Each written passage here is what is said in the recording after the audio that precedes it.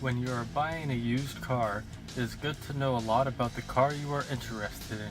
BMWs are no exception. Later, I will go in depth about the E36 and the E90, but first let's have a quick overview of the E30 and the E46. The E30 is a great lightweight car that is simple and easy to repair, but they are 30 years old, so you're definitely going to need to buy some tools. But working on your car doesn't have to be boring. Invite some friends over and have fun with it. We have DIY videos for the E36, which is similar in a lot of ways and will help you get the job done. The E46 is the weakest car of the group. The M3 is great, but the non-Ms are terrible. I almost bought one in 2016, but as I was researching the car, I noticed they had a lot of design flaws, and I recommend you don't buy an E46 as your first car because you'll probably be working on it more often than you would an E30. But if you have to have one, then buy it.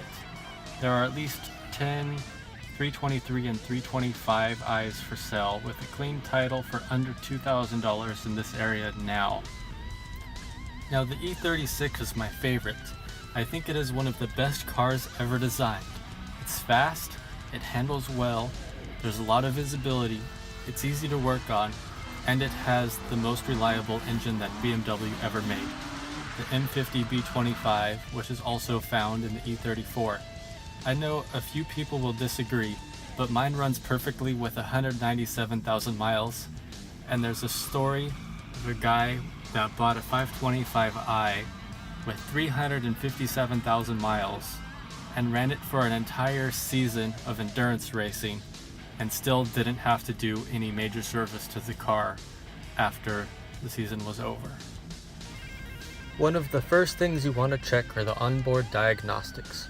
When you start the car, make sure all of the dash lights turn on and that the car starts with no hesitation. Quickly look at the computer in the center console for any control messages and scroll through them if you'd like. When I look back at my dash lights, I see that my brake wear indicator is still on, which means that the brakes need to be replaced. Check that the fluid in the coolant reservoir is up to the line here.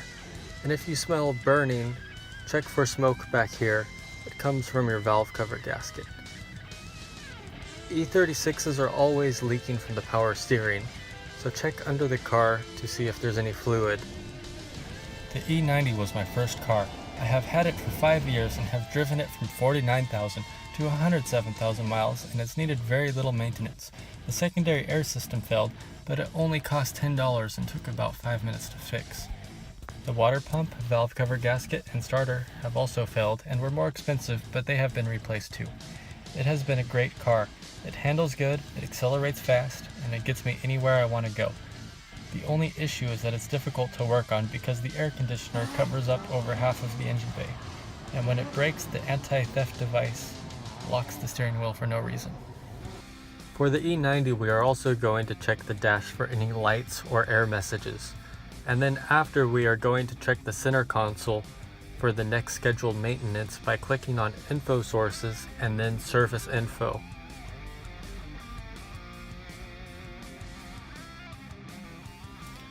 Check the engine bay to make sure there are no major leaks. If the car failed smog or has a check engine light, check this plastic hose to make sure there are no holes in it, as it is a likely cause for both of those issues. Watch out for the 335i because I heard that those are a very unreliable car. All there is left is to go buy your favorite BMW.